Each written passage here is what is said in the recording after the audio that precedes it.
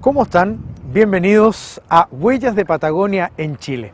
Este es un programa que sale en la búsqueda y es por eso que estamos acá en el aeropuerto Presidente Carlos Ibáñez del Campo, porque aquí inicia nuestro viaje. Nuestro viaje va hacia la zona centro-sur de nuestro país. ¿A qué dirá usted?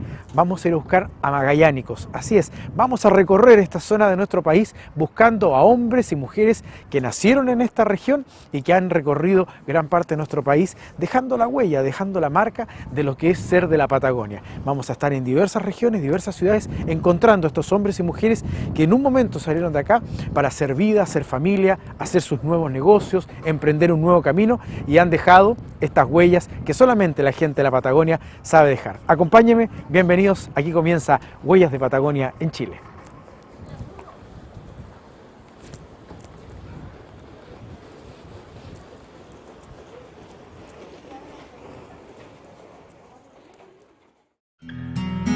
Sociedad de Instrucción Popular de Magallanes y Sur Comunicaciones presentan Huellas de Patagonia en Chile, una iniciativa de carácter cultural financiada por el Gobierno Regional de Magallanes y Antártica Chilena, con aprobación del Consejo Regional.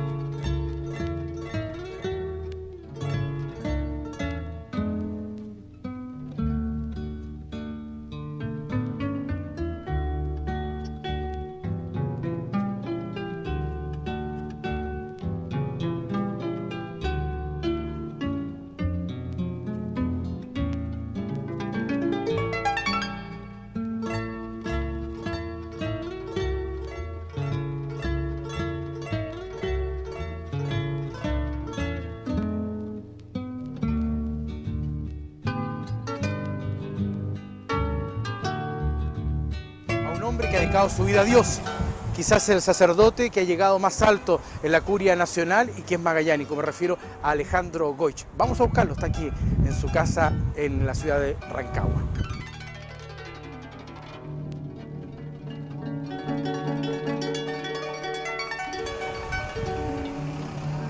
Vamos a ver.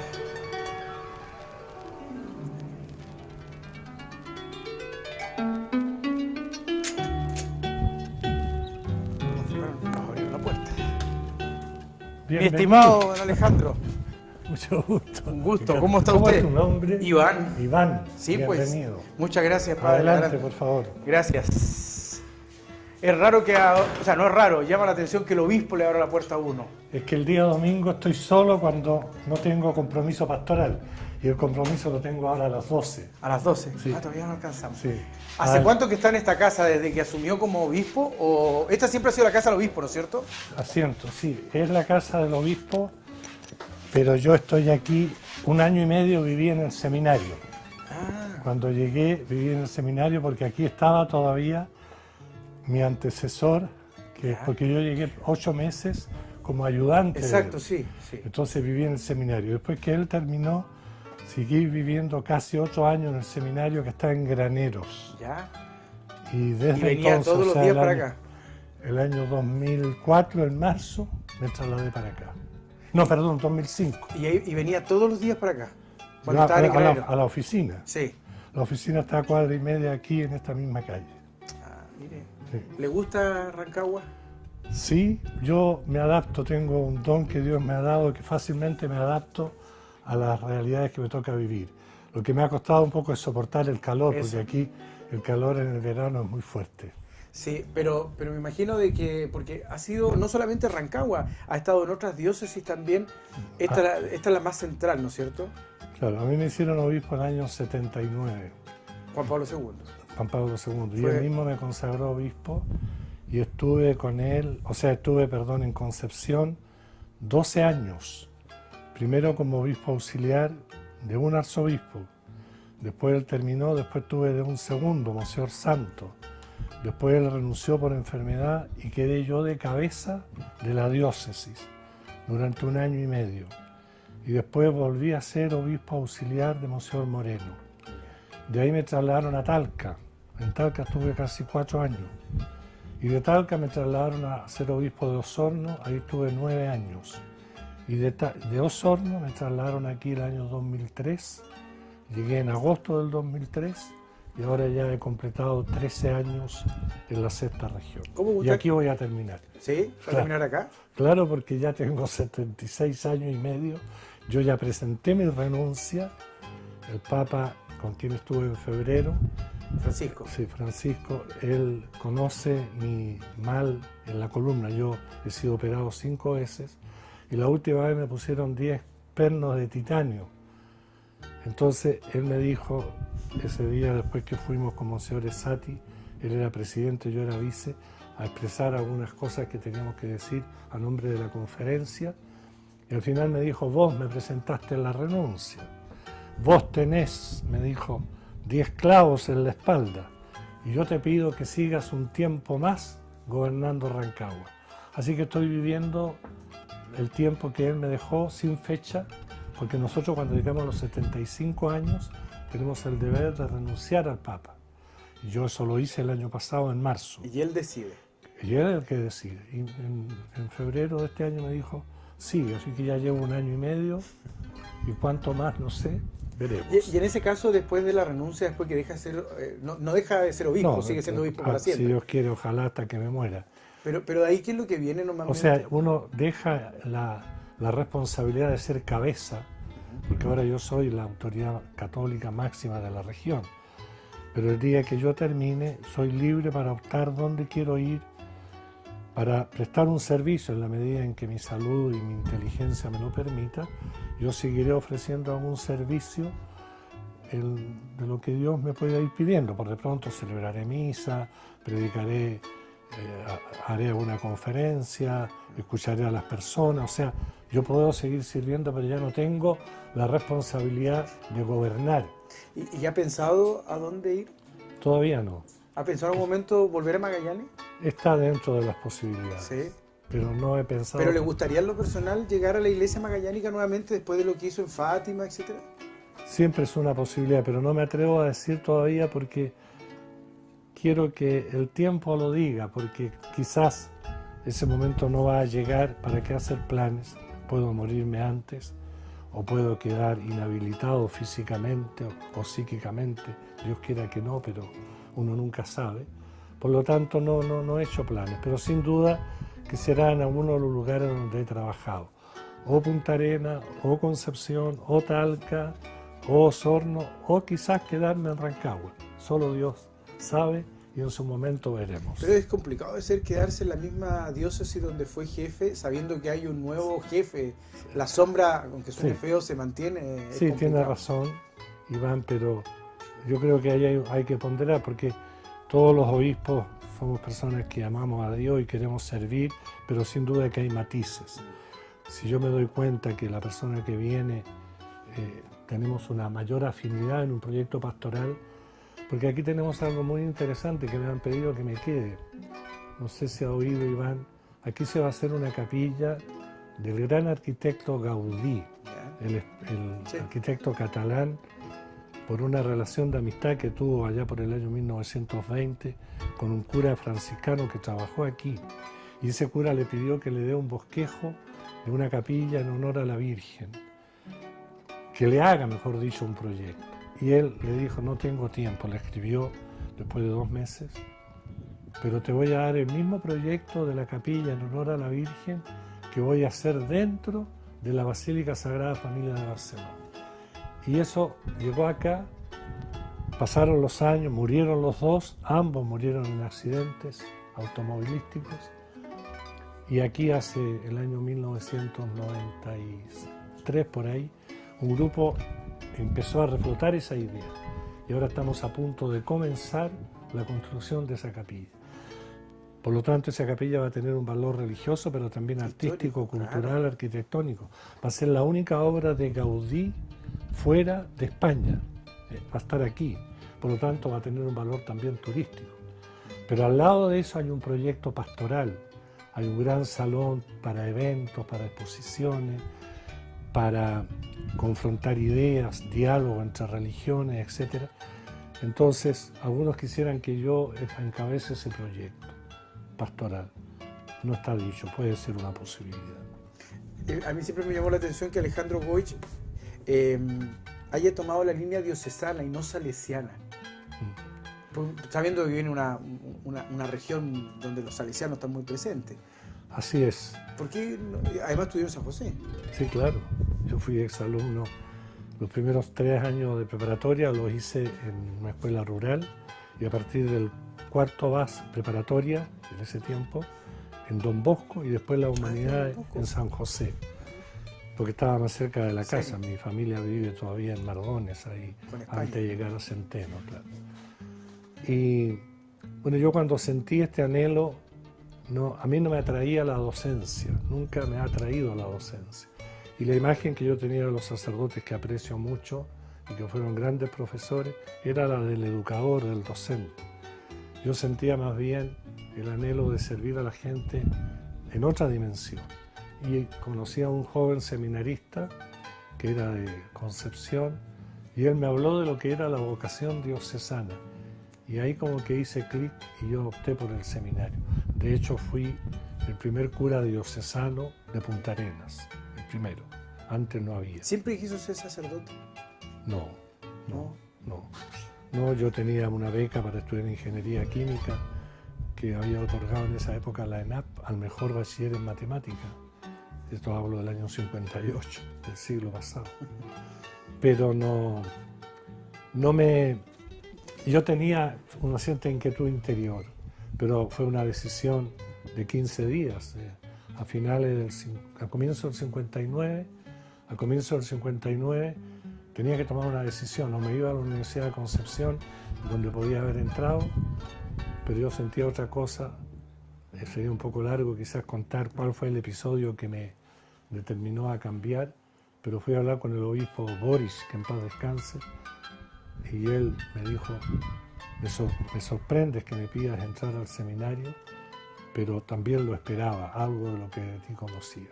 Y aquí estoy ya, tuve casi 8 años en el seminario y 50 de cura, y estoy muy contento de haber optado por este camino. Yo, siempre he dicho en los programas, yo no digo que esto está en vivo, esto estamos grabando, es un día domingo, cercanos al mediodía, y hoy hay confirmaciones, y hoy día el obispo tiene que confirmar un número de jóvenes, y nos gustaría acompañarlo. No es en la catedral, es una parroquia. Es una parroquia periférica, quizás en el sector más complejo de Rancagua, porque es un sector muy pobre y donde lamentablemente también hay mucho tráfico de drogas y hay muchos hombres de ese lugar que están encarcelados. El capellán es también, el párroco, es también capellán de la cárcel y hace un trabajo muy, muy hermoso. Y ha creado ahí hace algunos años un pequeño colegio parroquial con un grupo de laicos para atender justamente a los niños de esta familia, para brindarles, en la medida de lo posible, una educación integral. Es donde tiene que estar la iglesia. Exactamente. Donde están más pobres. Totalmente de acuerdo. ¿Podemos irnos juntos? Vamos. Vamos.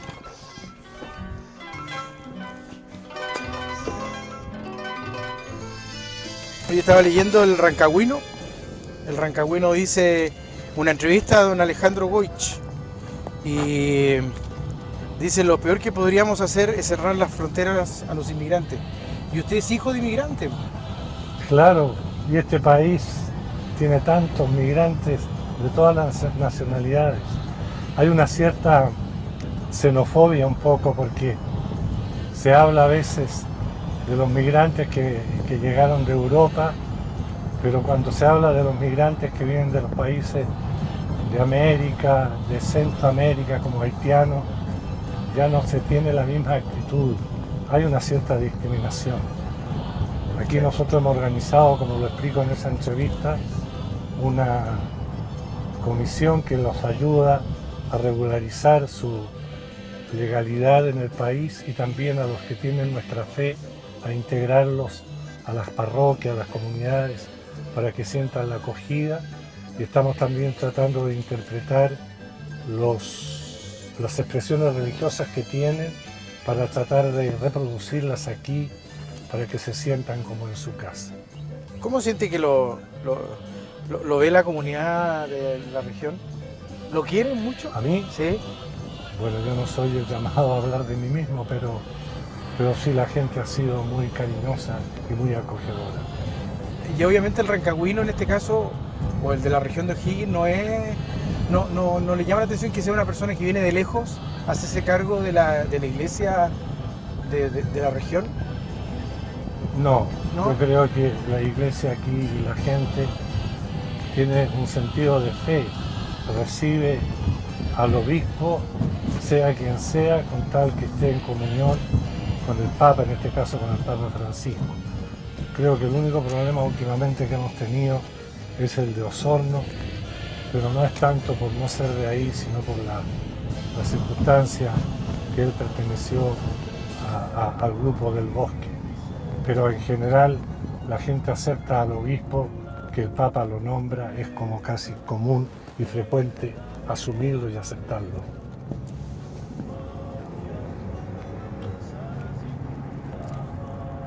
Sí.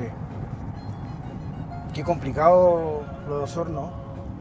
Sí, lamentablemente, más allá que él sea inocente, él lo alega así, pero claro, tiene la marca de haber estado allí y las personas que lo conocieron dicen que él veía algunos de los abusos.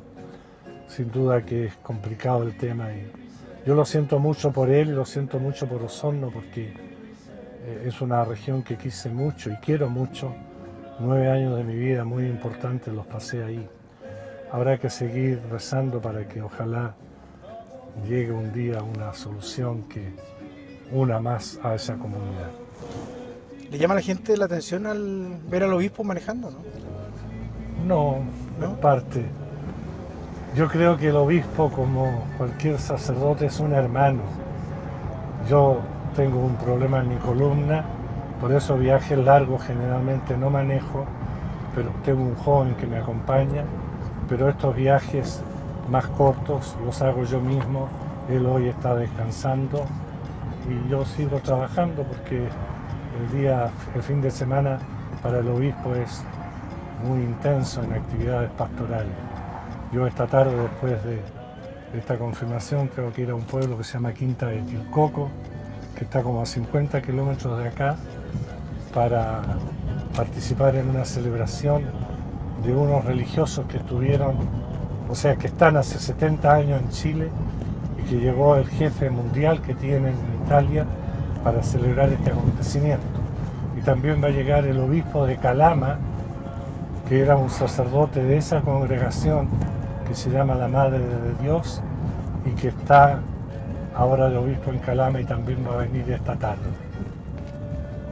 Aquí ustedes van a ver el tobogán que tenemos después del terremoto y que aún no se ha arreglado. Miren ustedes, ¿ven? ¿A usted le tocó el terremoto? Claro. Claro, la destrucción de iglesias junto con las casas de mucha gente fue tremenda.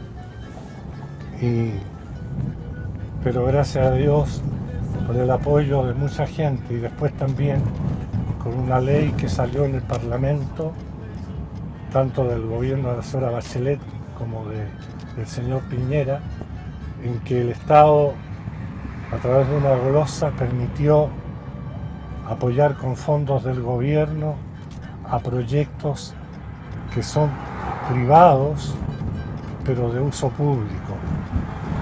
Y en ese sentido las capillas y los templos, que son privados pero que son de uso público, ha permitido que los reconstruyamos. En este momento tenemos como 7 templos en construcción y hemos reconstruido ya como 15 con este apoyo del gobierno. Si no hubiera sido por eso, pasábamos muchos años, yo diría décadas, porque son millones los que se necesitan y que el obispado no cuenta con los recursos para ello. ¿Cómo estamos? Bien, monseñor. Qué bueno. ¿Cómo le gusta que le digan monseñor? No, a mí me... Padre, bueno, aquí acostumbran a decir monseñor, a uno dicen don Alejandro, otros me dicen Alejandro nomás, pero no se atreven a tutear. Acá no se usa el padre obispo. No es costumbre. Es costumbre patagónica. Esa la creó Tomás González. ¿Cómo fue su relación con Tomás González? Porque fueron no, sacerdotes en momentos complicados de la historia de la región. fue en una entrevista, yo. Bueno, Tomás González cuando llegó el año 74. Sí. Y cuando murió el obispo Boris, es importante recordar aquello, cuando muere un obispo en una diócesis, eligen a un sacerdote que gobierne la diócesis mientras el Papa nombra a un obispo. Y no se le ocurrió otra cosa que elegirme a mí, que era el más joven de todos, tenía 33 años. Así que a mí desde el 30 de agosto del 73 hasta el año 1974 me tocó gobernar Magallanes como obispo, como sacerdote, no como obispo. Perdón. Y en esas circunstancias llegó Tomás González como obispo y él me nombró vicario general. Por lo tanto, fui su segundo durante los 5 años hasta que el Papa me nombró obispo. Pero en esos meses del golpe, fui la máxima autoridad de la iglesia. ¿Le tocó el golpe todo, como jefe de la todo, iglesia? Claro. Y yo organicé, me voy a sentar porque yo tengo un problema. Sí, no hay problema. Yo organicé lo que se llamó el Comité Pro Paz, con hermanos protestantes de la Iglesia Metodista, la que está en Pañano, Sí. y del Ejército de Salvación. Mire. Y trabajamos juntos en la defensa de los derechos humanos. En Magallanes, en esa época, había más de 1000 presos políticos magallánicos. Y después trajeron a todos los ex ministros de Allende a Isla Rawson.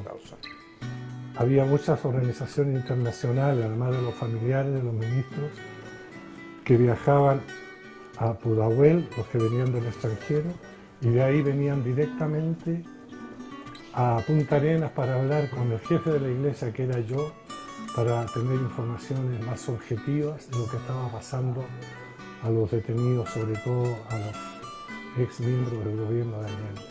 Y en ese periodo de transición, entre comillas, entre el golpe de Estado, la instauración de esta mini junta de gobierno que hubo en Magallanes, ¿hubo relación entre el jefe de la iglesia en ese entonces, el sacerdote Goy, y esta mini junta de gobierno?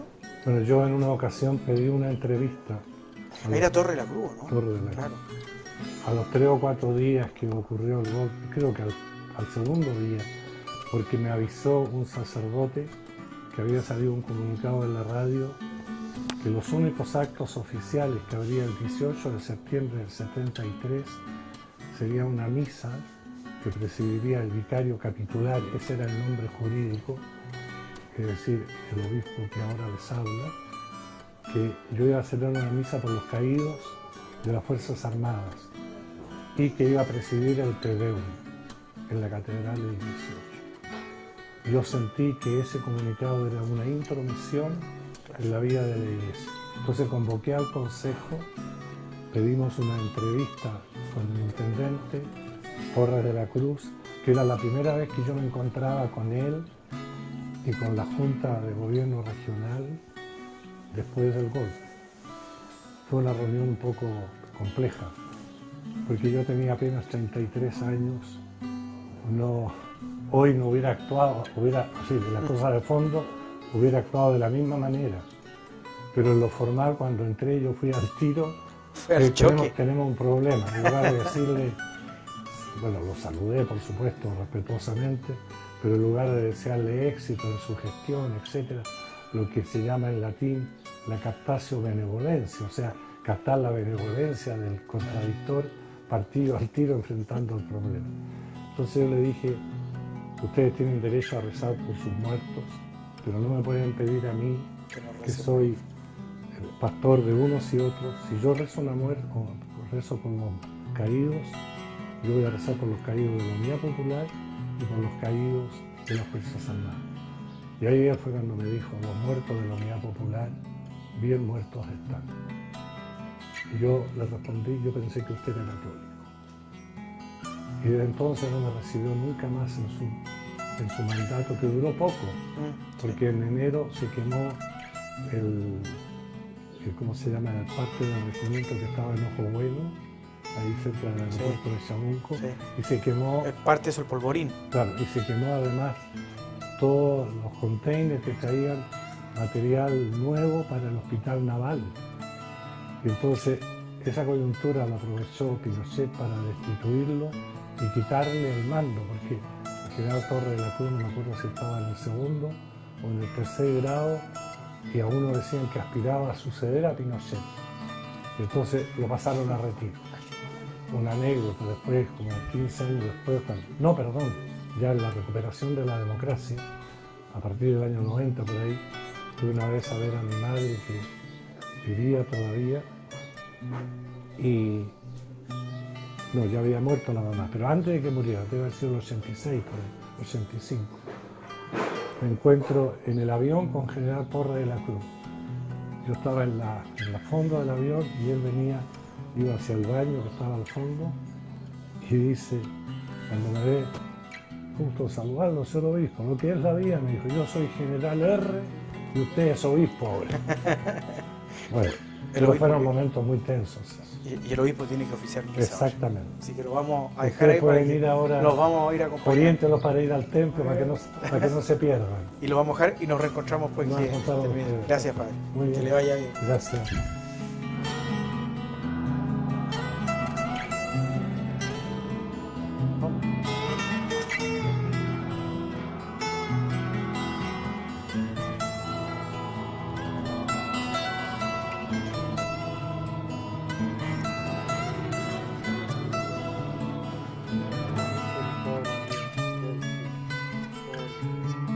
Tenga piedad de nosotros, perdone nuestros pecados, nos lleve a la vida eterna. Por él. Para mí es siempre un motivo de mucho gozo venir a esta querida parroquia donde se sirve tan generosamente a toda la comunidad frente a tantos problemas sociales que se enfrentan aquí en la población. Por si acaso hay una tele por ahí, no se asusten, me están haciendo una entrevista, son periodistas de Punta Arenas, los saludamos y los acogemos, que andan entrevistando a algunos magallánicos que trabajan fuera de la región de Punta Arenas y han venido para compartir conmigo. Ellos hacen su trabajo. También espero que recen un poco con nosotros, ¿cierto? Así que dejen que ellos actúen y nosotros seguimos la celebración.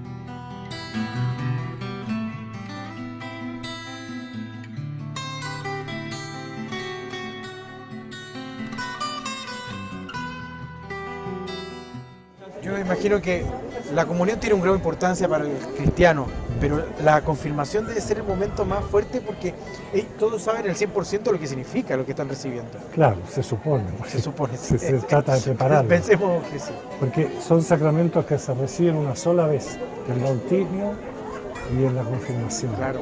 En cambio la comunión no la puede recibir todos los días. Exacto. Que Dios la bendiga, mucho gusto. ¿Cómo está usted? Igualmente. ¿Cómo está? Oiga, compró la agenda de la diócesis, Rosario, que Dios la bendiga a usted y bendiga esta agenda y el Rosario. Amén, muy bien. Ya, es la agenda que tenemos de la diócesis. La gente igual hay un aprecio fuerte hacia usted, ¿eh? Sí, no, si me quiere, no me toca a mí decirlo, pero sí. Pero uno lo siente en el ambiente, sí. Sí, demasiado. Ya, vamos. Yo llevo la ya. Hasta luego, que Dios les bendiga. Adiós. Chao, adiós. Felicidades. Chao. Felicidades, ya nos habíamos saludado. Adiós, hasta luego. Felicidades. ¿Lo vende usted? A mí. A mí. Después se lo pago al padre. No, pero... No, sí. Es que quiero regalarle a esta amiga.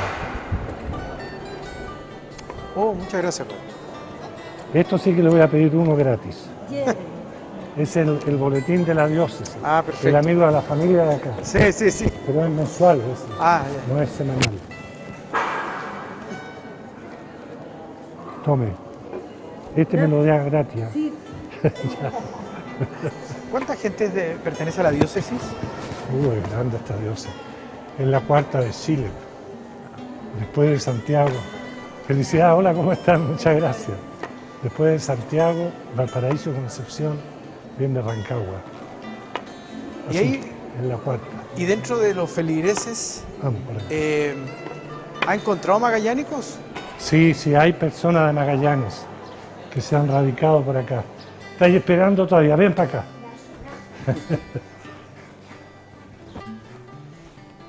Toma, denme esto. Voy a firmarle a este acólito, si no me va a condenar si no se lo hago. Hoy es 18. ¿Quién te pide esta cuestión hoy? ¿Ah? La tía. ¿La tía? Sí, que Padre obispo, vamos a ponerle P obispo. Ya, ahí está. Gracias. Son Oiga, dos hermanos. Padre, pero ¿hay relación con esos magallánicos? O sea, algunos sí. ¿Sí? Aquí hay una feligresa, no la vi hoy, Ya. que es una antigua magallánica que está aquí. Siempre viene a esta misa aquí, pero hoy no estuvo. Ya. Probablemente habrá ido a otro lugar hoy. Pero hay magallánicos aquí. ¿Y se nota la diferencia? En el O sea, sentido del trato, de la relación con la gente, ¿el magallánico es distinto? O sea, sin duda que es otra mentalidad. Aquí es una mentalidad más bien rural. En este caso, en esta comunidad es poblacional o rural, porque muchos de los que han llegado a vivir aquí en estas poblaciones son de origen rural y por sus trabajos se han involucrado aquí en esta población. Pero sin duda que la gente la psicología es distinta, no cabe duda. El Magallanes, como es más aislado, yo medio arrugado, pero bueno, esto no se arruga, lo bueno que tiene como es de seda. Pero sin duda la psicología, por ejemplo, yo que he trabajado en distintos lugares, en Concepción, por ejemplo, es otra mentalidad, porque hay gente más peleadora, porque hay mucho más industrias en la zona del carbón. Aquí los que son de pelea son los del teniente. Sí, pues lógico. Ahí me ha tocado intervenir en algunos conflictos. Sí.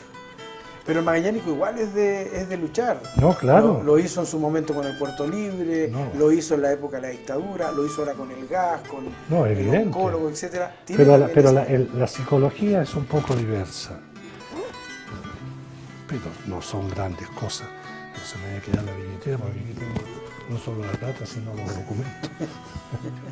Ya, estoy transpirando. Hoy no hacía tanto calor, menos mal. Anoche confirmé a 140 en la noche en Rengo. Y ahí había calor. Empecé a las 8 y terminé como a las 10:15 de la noche.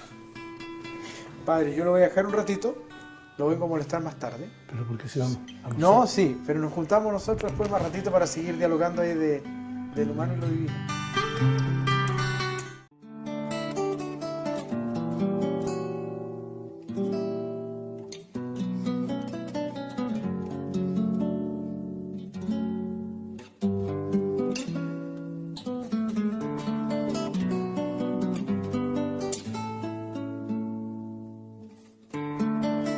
Bien, estamos acá con Monseñor Alejandro Goich, agradecido de la comunidad religiosa de la Santísima Trinidad, que nos ha permitido compartir esta taza de café acá en uno de sus patios, agradecido también de la atención que han tenido con todo el equipo de este programa que, tal como lo dijo el Padre en la Eucaristía, anda buscando las historias de tantos magallánicos que están esparcidos en todo el país, no están en una sola región, y además fuera del país. Es cosa de ver a veces algún partido de fútbol y se ve la bandera de Magallanes. ¿Usted siente que los magallánicos, donde están, llevan muy presente lo que es ser magallánico, ser de la Patagonia? Yo creo que sí, porque Magallanes es una zona tan lejana del resto de Chile y claramente tenemos una identidad propia. Yo creo que se refleja en muchas cosas esto de querer ser una especie de región independiente, que yo creo que más allá de que eso algún día pueda ocurrir en un sistema federal, Magallanes, sobre todo en el pasado, hoy día con las conexiones modernas, es todo más cercano, pero en esa época yo me acuerdo cuando era niño, salir de Magallanes era privilegio de unos pocos, digamos, pero eso nos hizo hacer fieles a esa identidad magallánica.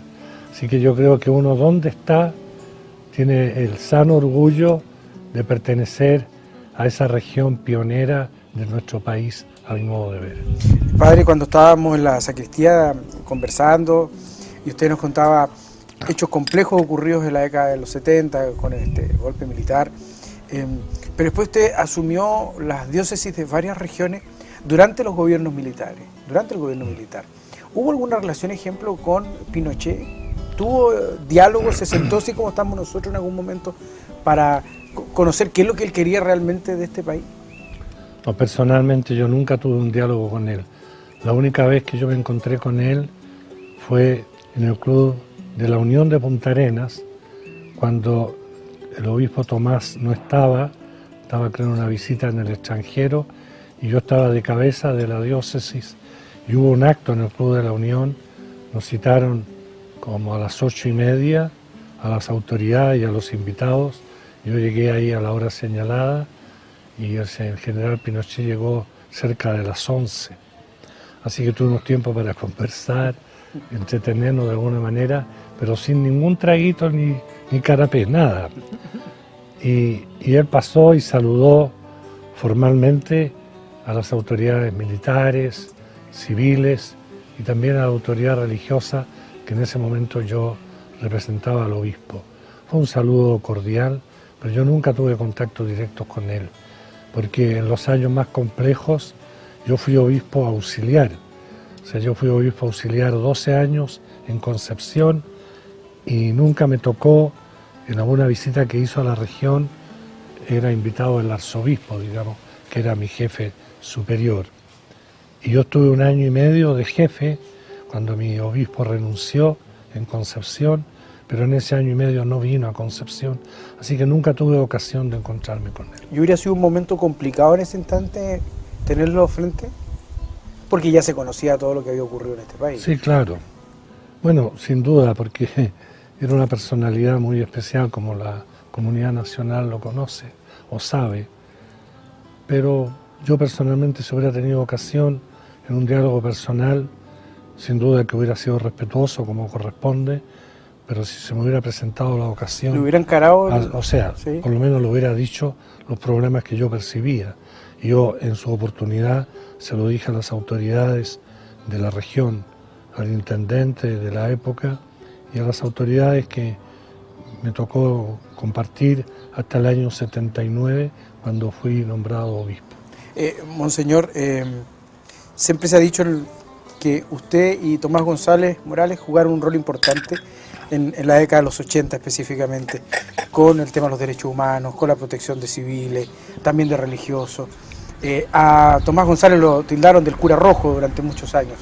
En algún momento se sintió, no sé si perseguido, pero sí tildado de la misma manera por haber tenido esta línea de acción muy similar a la de Tomás González. Bueno, en Punta Arenas, después supe cuando se desclasificaron algunos documentos que salieron después ya de la restauración de la democracia, y decían de mí que yo era el cura que organizaba la resistencia en la Patagonia Argentina contra el gobierno de Pinochet, cosa que nunca fue así, pero para decir que tenían los informes que ellos recibían, creo que eran profundamente exagerados. Ahora, a mí me tocó una cosa más fuerte con el régimen durante mi permanencia en Concepción, porque yo ahí encabezaba como jefe el Departamento de Pastoral de Derechos Humanos, que equivaldría a la Vicaría de la Solidaridad de Santiago. Y en ese contexto había un sacerdote que era el ejecutivo, pero el jefe inmediato era yo, no el arzobispo. Y me tocó intervenir en muchos casos muy complicados, muy complicados. Por ejemplo, en el caso de Sebastián Acevedo, que fue un hombre de la zona del Carbón que se autoinmoló para exigir la libertad de 2 de sus hijos. Muchas veces había amenazas telefónicas en la casa donde yo vivía, la casa del clero, que era atendida por unas religiosas que nos cuidaban y nos atendían en el hogar sacerdotal. O sea, hubo intimidación.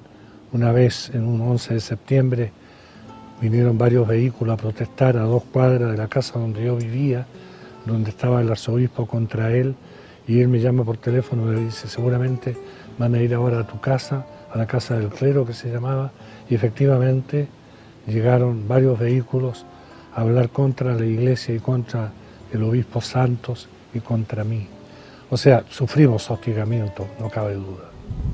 ¿Qué es lo que me ha hecho de menos de Magallanes?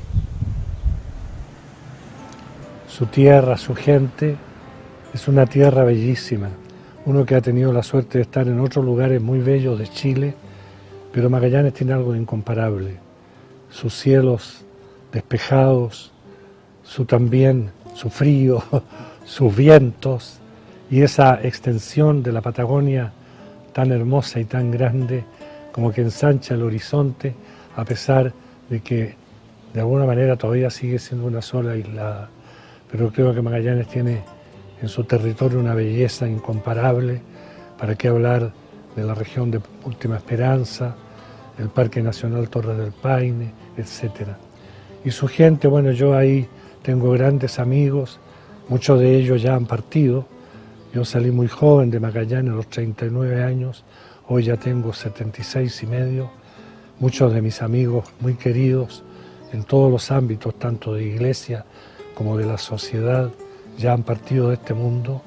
Uno todavía está aquí hasta que Dios quiera. Pero eso todavía hay amigos de la infancia que... Sí. ¿Y esos amigos todavía se mantienen en la amistad? Sí, bueno, cada vez que tengo la posibilidad de compartir con ellos.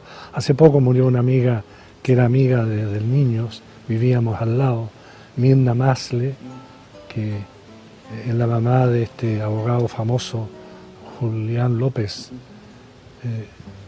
Y bueno, murió. Había hablado una semana antes con ella por teléfono. Cuando supe que estaba enferma la iba a ir a ver, pero lamentablemente se murió antes y no alcancé a verla. Y en otras ocasiones he visto, cuando he ido de vacaciones, a mi amigo Marcos Boinovich, que también era vecino de ahí al lado, y fui a una parcela que él tiene ahí por cerca del aeropuerto. Ahí justamente estuve con la Mirna, con la esposa de Marco, haciendo recuerdo de aquellos años de niños. ¿Y qué es lo que más recuerda de ese entonces? El cariño, la amistad, los juegos que teníamos. En esa época no es como hoy que los niños no tienen la creatividad de juegos, todo se lo dan hecho. Nosotros hacíamos los trineos, nosotros con los patines salíamos a patinar en las lagunas que se formaban en el mismo barrio donde yo nací. En fin, pichangueábamos. Me acuerdo del año 50 en una pichanga, ahí en la calle Alacalufe, a la vuelta de la casa de mis padres. Era una pichanga entre descendientes de croatas y descendientes de españoles. Y coincidió con la final del fútbol profesional del año 50, en que la Unión Española jugaba con el Everton. Y entonces, claro, los chiquillos de origen español estaban por la Unión. Y nosotros, los que éramos unos de origen croata, por irle a contra a ellos estábamos por Everton. Y desde entonces yo soy del Everton. Eso le iba a preguntar, desde el año eso, 50. ¿es del Everton? Soy del Everton, también me identifico ahora con el O'Higgins o con los clubes donde yo he estado en mi ministerio, pero hoy soy del O'Higgins, pero mi corazón de niño está con Everton. ¿Ya ha tenido la posibilidad de ir al Teniente a los partidos o no? Lamentablemente no, porque siempre ocurre en los partidos cuando yo tengo compromisos pastorales, pero sigo los partidos y a veces sí he podido ver a los O'Higgins en la televisión a través del canal del fútbol. Y me imagino que en Punta Arenas era el Sokol. Sí, yo alcancé a jugar en primera división. ¿En fútbol? En fútbol, sí. ¿Y de quién se acuerda en esa época que acompañaba el partido? Bueno, uno de ellos era mi hermano, que en paz descanse, el papá de Carolina, Pedro. Juan Yudiquis, Rubén Sietkovich, Pedro Cuevas, varios de ellos ya han muerto. Sí, lógico. Antonio Dobronich, que fue un gran arquero. Cuando yo entré él ya estaba saliendo, pero alcancé a jugar siendo él el arquero. ¿Y jugaba usted de qué? De back centro. Back centro.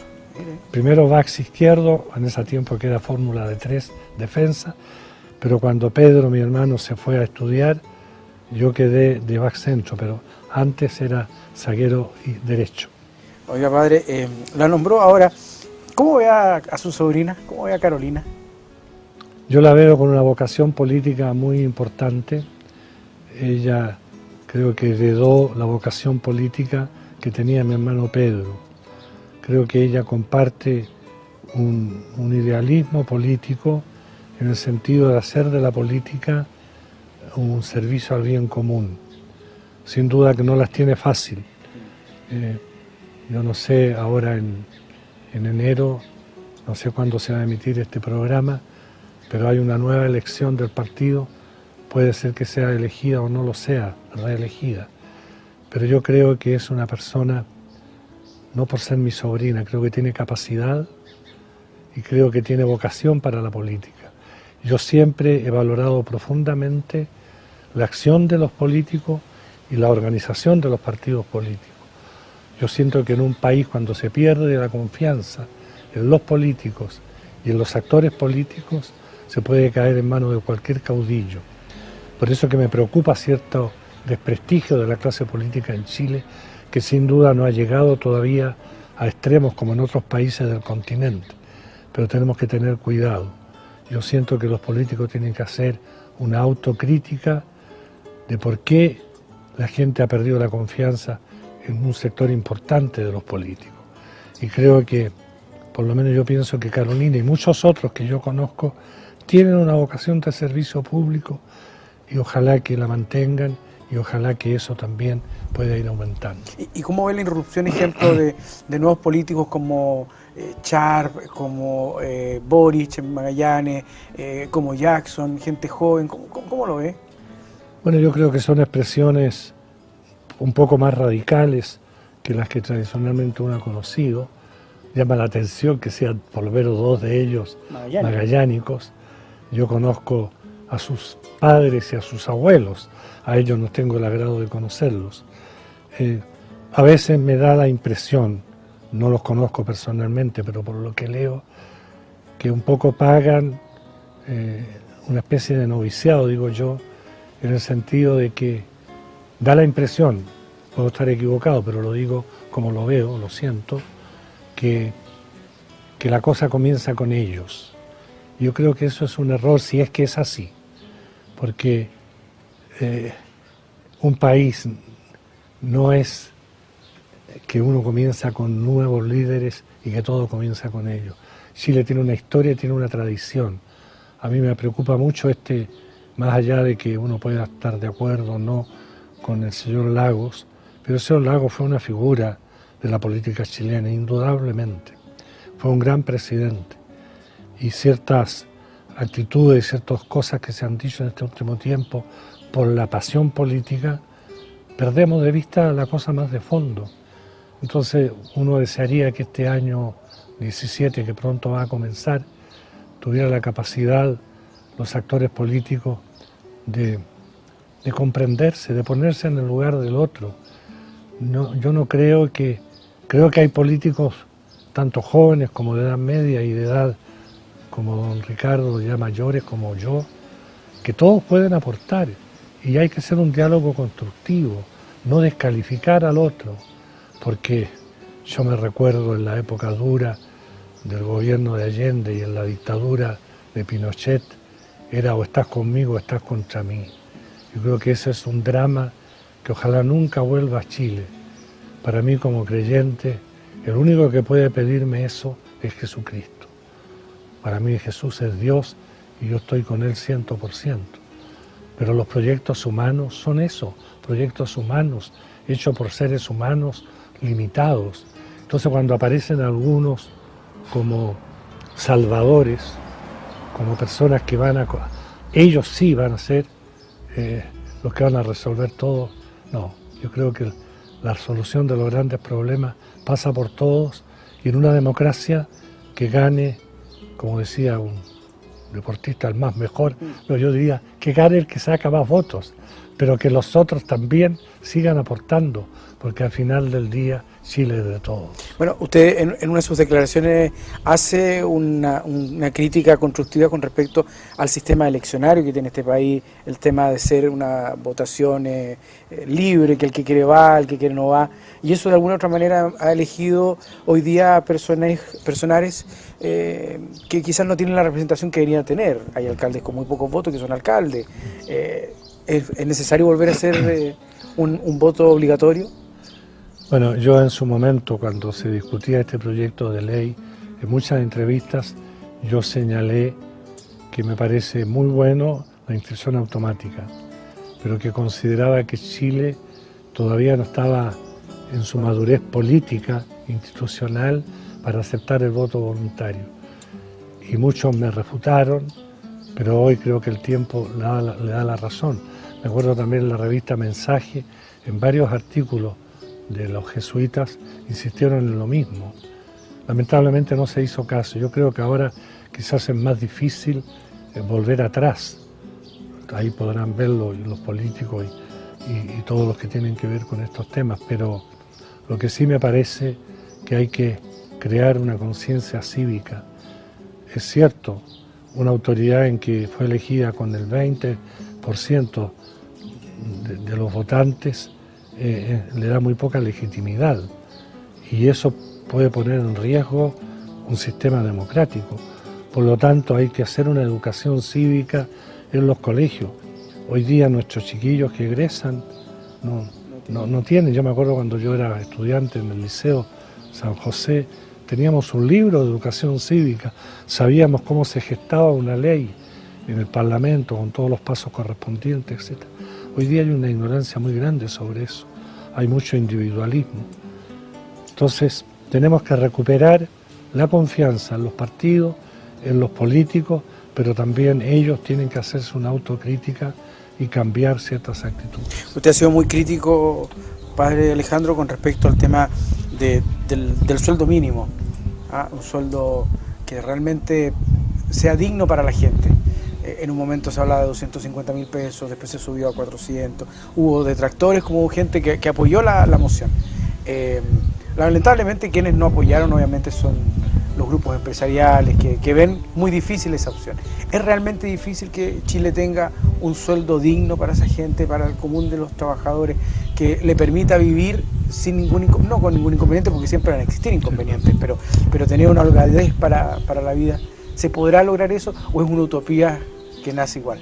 No, yo creo que eso es posible, pero hay que proponérselo y hay que también tener actitudes nuevas, ponerse en el lugar del más pobre. Yo pienso que un empresario que tiene una empresa que le va bien, porque aporta capital, tiene elementos técnicos, profesionales, etcétera, pero tiene también trabajadores, y los trabajadores son una parte fundamental del desarrollo de su empresa. Entonces, ¿cómo generar en la empresa? Yo lo he visto, después de la primera expresión mía en el año 2007, cuando fue el conflicto en el Teniente, salió esa expresión sueldo ético, y yo aquí conozco dos empresas no muy grandes, que son dirigidas por gente, uno que era muy católico y el otro un humanista que no tiene el don de la fe. Y los dos vinieron a verme en forma separada. Me dijeron: padre, de aquí en adelante en nuestra empresa, en el 2007, nadie va a ganar menos de 250.000. Y lo hicieron, y le fue bien, y le sigue yendo bien. Hoy día ganan un poco más que eso. No sé si están cerca ya de los 400, como lo manifesté yo este año. O sea, es posible. Pero tenemos que proponerlo. Y tenemos que, en un país que ha crecido, porque eso es indudable, pero en un país que ha crecido, tenemos que saber compartir. Entonces, generar leyes, espacios, para que no lo que hoy todavía sigue ocurriendo. Este es uno de los países más inequitativos del mundo. Los que tienen más siempre tienen más, y los que tienen menos siempre tienen menos. Y eso, para mí, en clave de fe, eso no lo quiere Dios. Dios quiere que todos puedan participar del banquete de la vida con el mínimo de dignidad. Y entonces yo digo, los que son creyentes y tienen empresas, trabajen para que eso sea posible. Y los que no tienen el don de la fe, pero creen en una sociedad más justa y más humana, trabajemos en conjunto para generar espacios que permitan, porque hemos avanzado, tenemos que reconocer. Yo cuando voy a veces a confirmar, cuando empecé hace 37 años atrás, como obispo en Concepción, iba a los campos y la gente venía en bicicleta, a caballo, en colosos tirados por tractores, y hoy día voy a confirmar un pueblo campesino y la mayoría está lleno de autos. O sea, hay una calidad de vida mejor, sin duda, pero hay mucha injusticia todavía. O sea, es posible. ¿Por qué Alejandro Goich se hizo sacerdote? Porque sentí que era lo que Dios quería para mí. Y yo creo que en clave de fe, lo más importante es descubrir lo que Dios quiere para uno. Y yo sentí que Dios quería esto para mí. Y hoy que ya estoy en el atardecer de mi vida, más allá de mis límites y pecados, que los tengo como cualquier ser humano, yo creo que yo he vivido lo que Dios quería para mí. ¿Y si sintió eso cuando tomó la decisión de hacerse sacerdote, de entregar su vida a Dios? ¿Qué siente cuando hermanos suyos cometen errores tan garrafales como el del acto con niños, que han sido acusados de pedofilia? Nuestro país no ha estado exento de esto, Magallanes no ha estado exento de esto. Además, a usted le asumen la responsabilidad de ser el ente que de alguna manera, no sé si evalúa o supervisa esta situación. ¿Cómo lo siente en el interior de Alejandro Goich, cura, por llamarlo así, que sus propios hermanos cometan este tipo de errores? No sé si llamarlo error. Sí. No, error, pecado y crimen en algunos casos. A ver, yo esto lo he dicho en otra entrevista y lo voy a reiterar aquí. Hablando así de los dolores de míos, aparte de la muerte de los papás, la mamá, los hermanos, que son dolores muy intensos y personales, pues yo he tenido dos grandes dolores, uno externo y uno interno. El externo es el golpe militar con sus consecuencias. Yo nunca pensé escuchar y ver las atrocidades que se cometieron y que yo fui conociendo desde el día 12 de septiembre del 73. O sea, yo nunca pensé que en nuestro país, para recuperar la democracia o lo que había pasado, hubieran ocurrido lo que ocurrió. Ese fue un dolor muy grande. Pero por otro lado, internamente, lo he dicho en muchas entrevistas, para mí el dolor más grande ha sido el abuso a menores y también algunas veces a mayores de algunos sacerdotes. Porque el sacerdote por esencia, sabiendo que somos todos pecadores y cometemos errores, pero cuando una persona a uno le confía su alma, sus alegrías, sus penas, y que yo utilice eso para dañarlo en algo tan íntimo como es su sexualidad en un menor, o abusar del poder que tengo, por la autoridad que tengo como presbítero o como obispo, es un crimen deleznable. Y por eso cuando me pidieron hace 6 años atrás que presida la Comisión Nacional de Prevención de Abusos, no dudé en ningún instante. Y ahora que ya no tengo ningún cargo en el organismo de la Conferencia Episcopal, porque terminé mis 6 años de presidente y mis 6 años de vice, sigo con ese cargo hasta que el Papa me pida ya la dimisión definitiva de mi responsabilidad.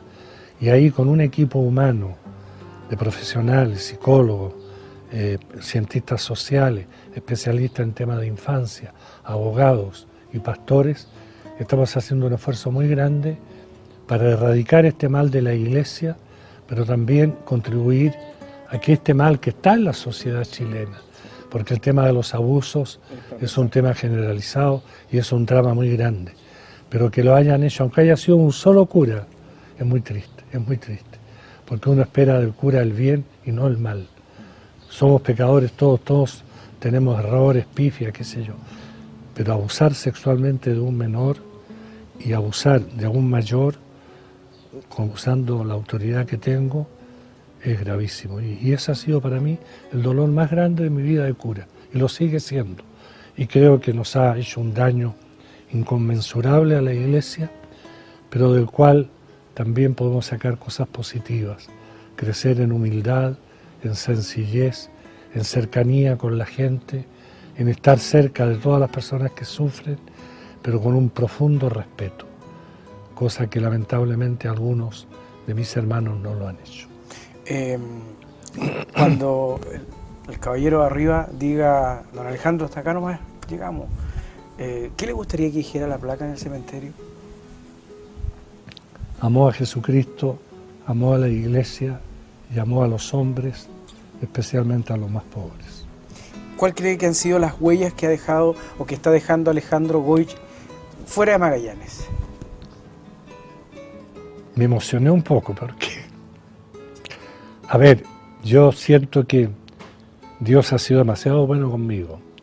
Donde yo he estado 12 años en Concepción, 3 años y medio en Talca, 9 en Osorno y ahora ya más de 13 años en Rancagua, la gente ha sido muy bondadosa conmigo. Me han querido mucho y eso es una expresión que doy gracias a Dios, porque uno se da cuenta que el pastor ha llegado de alguna manera a la gente, con sus defectos, con sus límites y con sus virtudes también. Entonces, yo puedo decir en verdad, muy sinceramente, que Dios me ha regalado una vida muy hermosa, y de eso tengo que dar gracias y pedir perdón por las falencias y debilidades que como todo ser humano uno tiene. ¿Y algún momento ha pensado cómo va a ser ese encuentro con Dios? Confío en su misericordia. Este año que termina, el Papa nos ha hecho ver ese rasgo de Dios que yo encuentro que fue una intuición maravillosa, porque el mundo está muy equivocado a mi modo de ver en querer juzgar siempre a los demás, y el presentar el rostro de un Dios que es amor, que es misericordia, y eso con la fuerza con que sabe hacerlo Francisco, ha sido una bendición para el mundo. Y en la medida en que uno puede, trata de reflejar también ese rostro de amor y de misericordia hacia tanta gente que acude a uno. Es impresionante la cantidad de gente que busca apoyo en un sacerdote, en este caso en un obispo, y que lo encuentren acogedor. Es un don de Dios que hay que pedir cada día. Pero yo confío en la misericordia de Dios porque nadie se salva por sus méritos. Nos salvamos porque Dios es amor y es misericordia. Para finalizar, padre, ¿quién es Alejandro Goich Karmelich? Un magallánico, un hijo descendiente de croatas, un hombre que quiere vivir en serio la fe, un sacerdote y un obispo. Nunca pensé que iba a ser obispo, pero Dios me escogió a una edad muy temprana y he sido feliz. Eso no quiere decir que no he tenido problemas, lo he tenido como cualquier ser humano, pero he tenido grandes alegrías y ver a tanta gente que hasta hoy a veces me encuentro y ya ni me acuerdo, porque jóvenes que participaban en la pastoral juvenil de Concepción y que ahora tienen casi 40 años, 45, 50, que me dicen, padre, lo que usted me ayudó, lo que usted dijo, Tengo hijos espirituales por todas partes, no tengo ningún hijo carnal, por si acaso, pero tengo hijos espirituales por muchos lugares de Chile. ¿Le hubiera gustado ser obispo de Magallanes, de Punta Arenas? La verdad es que, más que ponerme en esa hipótesis, nunca lo imaginé, me hicieron obispo de otros lugares y he sido feliz en los lugares. Pasé unos 13 años muy hermosos. Este año en marzo me invitaron de la parroquia de Fátima a celebrar mis bodas de oro y fue una fiesta maravillosa ver a lo que era la pastoral juvenil de esa época, que hoy tienen todos cerca de 60 años, y verlos fieles a Cristo, felices en sus hogares. Algunos fallaron en su hogar porque la vida es así, pero que recuerdan y tratan de vivir lo que uno les trató de enseñar cuando ellos eran jóvenes y adolescentes y uno era cura joven.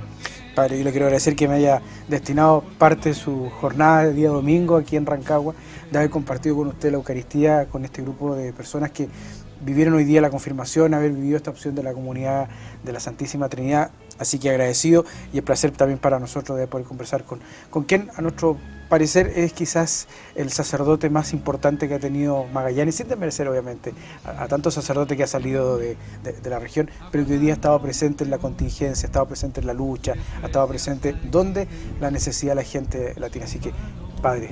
Muchas gracias, Iván, ha sido un placer, y gracias a Alicia y a Andrés que nos han acompañado en estas conversaciones. Muchas gracias. Que Dios les bendiga. Gracias, padre. Muchas gracias. Vive Dios, por siempre vive Dios, en tu vida y en tu historia vive Dios. Vive Dios, por siempre vive Dios, por tu muerte y por tu gloria vive Dios.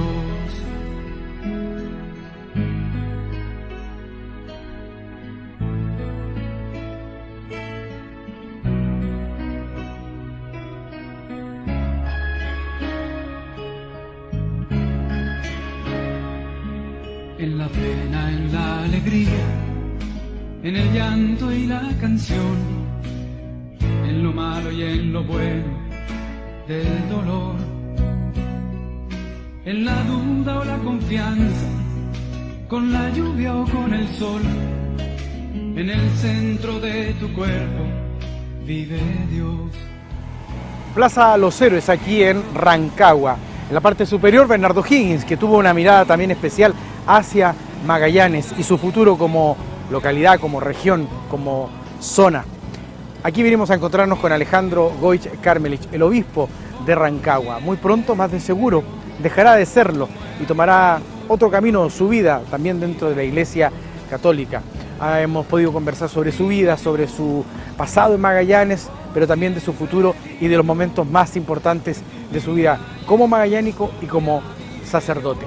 Nos reencontramos en un próximo capítulo. Este fue el primero de una serie de diálogos, de conversaciones que tendremos con magallánicos que están repartidos en nuestro país. Esto es Huellas de Patagonia en Chile, porque aún quedan muchas historias por contar. Y eso permitió sacar mi carrera. Bueno, hoy día pues, seguí estudiando, ya hice algunos cursos, diplomados, tengo un magíster también en educación. Y eso, ya no solamente corrí, o sea, hago otras cosas. Y ahí llegaste después a investigaciones. Sí, el año 89 llegué a investigaciones. A ver, siempre vienen entre 8 y 10 magallanes cada año. 6 a veces postulan allá, no más que eso. Y después ya estaba en un periodo estudiando cada 3 años, internado. Y después ya algunos vuelven a su región, otros lo destinan o despachan a otras regiones donde la institución lo requiera. Mira, la verdad, cuando a mí me han entrevistado, me han preguntado el tema Olivera, lo que pasó, yo nunca he opinado de ella, ¿ya? Porque todo lo que uno puede decir después se malinterpreta por otras cosas.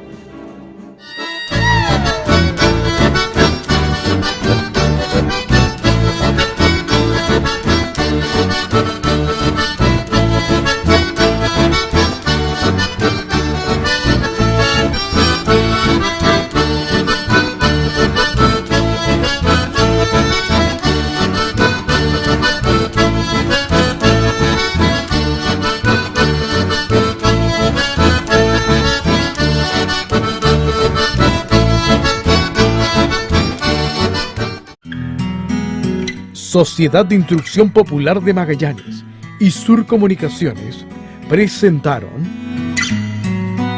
Huellas de Patagonia en Chile, una iniciativa de carácter cultural financiada por el Gobierno Regional de Magallanes y Antártica Chilena, con aprobación del Consejo Regional.